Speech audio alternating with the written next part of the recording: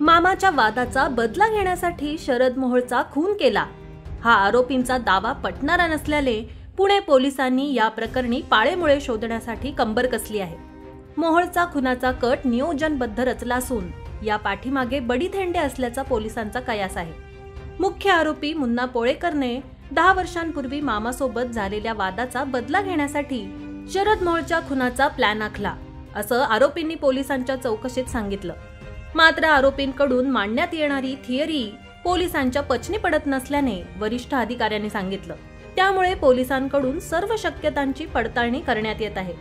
मुळशीतील एका कुख्यात गुन्हेगाराला गुन्हे शाखेच्या पोलिसांनी चौकशीसाठी बोलावलं होतं। त्याने शनिवारी पोलीस आयुक्तालयात हजेरी लावली। सहाय्यक आयुक्त सतीश गोवेकर यांनी त्याची चौकशी केली। आज सोमवारी त्याला पुन्हा गुन्हे शाखेत हजेरी लावण्यास बजावलं आहे।